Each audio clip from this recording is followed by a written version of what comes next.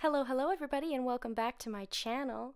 So I am starting off this look with the color Sylvia as my transition shade.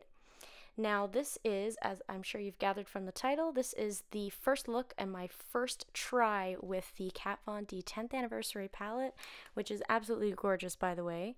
So I had no idea what I was going to do for this look, so I kind of just went for the colors that spoke to me the most. That ended up being this kind of fiery, warm kind of gig, but I'm actually pretty happy with it. So I kind of went for a simple brow bone highlight. I went for Melanie, which is this really nice nude ivory color, blended out spectacularly. I'm just using like a big fluffy blending brush for this. This part doesn't have to be super neat, just get her down. So this color actually blew me away. Normally, oranges for me are kind of a miss, simply because they're either too pink or they're too yellow. It's kind of hard to describe, but I have a lot of trouble falling in love with oranges, and this specific color really grabbed my attention right out of the get-go when I first opened the palette. And I'm really glad I went with this. This is the color Ashley. And if you don't know, Ashley is named after the lovely lady that runs the Kat Von D Unlimited fan page.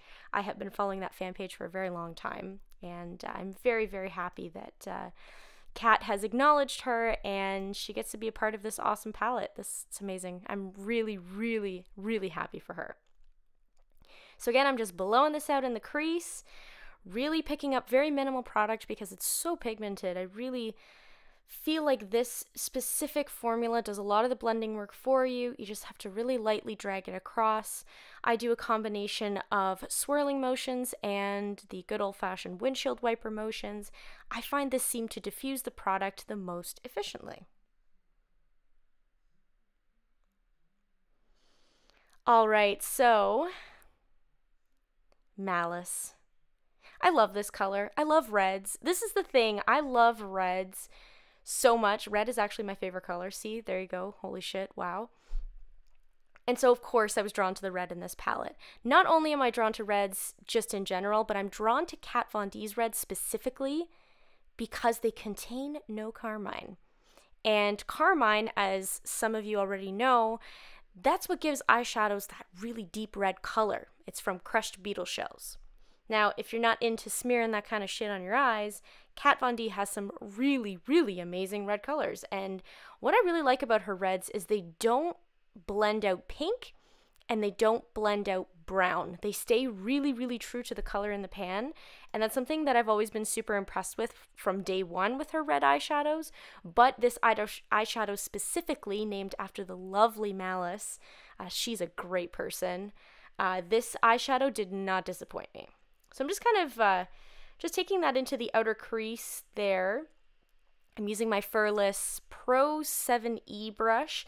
This is my holy grail blending brush. This is the dupe for the MAC 217. This is a cruelty-free and vegan dupe. So if you would like, I can list a link for where you can buy that. Please note, I'm not affiliated with the brand in any way, shape, or form. I just really like their brushes. So if you're looking for something cruelty-free with no animal products, Furless makes amazing brushes. So again, just kind of going through and creating that shape in the outer corner, then going back in with that initial blending brush. There is no additional product on this brush. I'm just kind of softening the edges out there. And there you go, blend and infuse again. That's something you'll see me doing a lot in this look. It's just something I do with my makeup in general. It's kind of a habit. The look didn't really need it, but there you go. Alright, so I decided to go in with something different. I went in with the color Gina, which is this kind of orangey, mustardy color. I really, really like it. I'm not sure why it's pulling so orange on camera. It's definitely more of a mustard color in real life, in the pan, but this color is really cool. I kind of wanted to incorporate a different tone into that inner crease color with obviously no direction whatsoever with what I was going to do, but I thought it was a nice little change of pace. So again, just going back in with the original blending brush that I used, no additional product, just buffing it out. All right, so now I'm taking the color Adele for my outer V. Now, I will admit, this was a poor choice of brush for this product. I was having a lot of difficulty manipulating the pigment. It doesn't look like it, but I would have picked up a different brush just in hindsight. But it still is a beautiful dark smoky brown. So again, going in with Adele, and then I forgot to mention, I did go back over the top with Malice again, just to reintroduce that red, because I did notice that I kind of overblended slightly, and I lost that little bit of definition that Malice gave the outer portion of my crease. So I went back in. Shit happens. You make a mistake, you fix it. Alright, so this color shocked me. Yeah, this is the color Egypt. This gold, oh my god, it's the perfect balance of glitter and shimmer. And I hardly have any on my unmanicured finger, excuse that. But it just, the way it sat on my lids was just really appealing. There wasn't a lot of fallout. There wasn't a lot of kind of explosion of glitter particles all over my face. But at the same time, it really packed a nice punch and it gave a really nice statement. So, I mean, why not go for the gold? I think it's pretty awesome.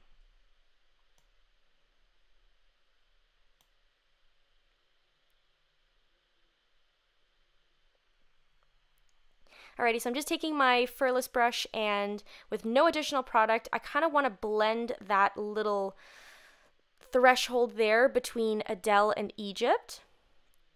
And now going in with that same bullet brush, this is the hardest thing to film, honest to God. I feel like an idiot whenever I do these kind of under eye shots, but I'm just taking that under the eye and just kind of smoking it out, I guess. There's no real scientific term for this.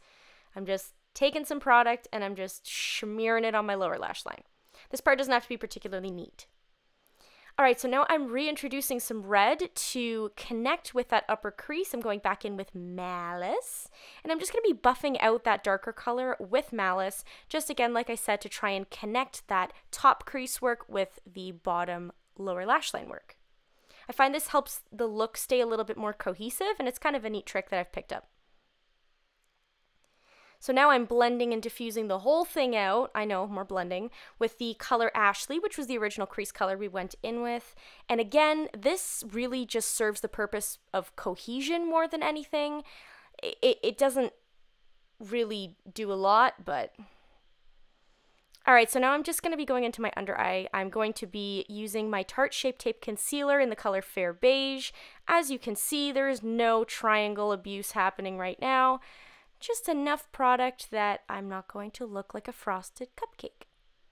So I'm just blending that in with a big buffing brush. Could I have used a bigger brush?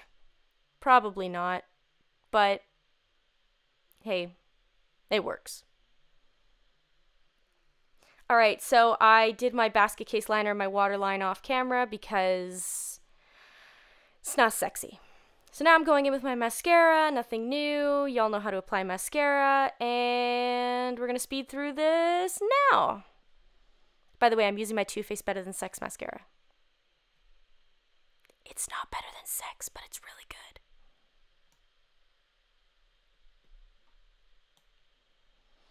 Alright, so now on to my Metal Crush Extreme Highlighter. Oh my god, this is so beautiful. Watch me shit my pants. I'm so cool. So this definitely packed a lot more of a punch than I expected, and in a very good way. This is not a lit from within natural angelic glow highlighter. This is definitely statement. Yeah, see? Wow.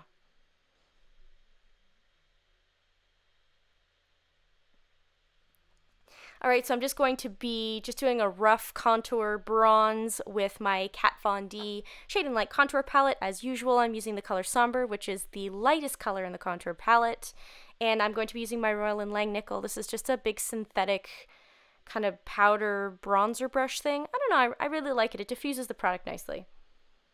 Now I'm going in with my all-time favorite blush. This is Milani Luminoso. I never talk about this blush, and I never really talk about blush in general because I literally just use the same two blushes. That's it. And that's one of them. Alrighty, so that is the finished look. I hope you enjoyed this tutorial. If you like it, please feel free to comment and like and do whatever it is you need to do, and I will see you guys soon. Thank you for watching.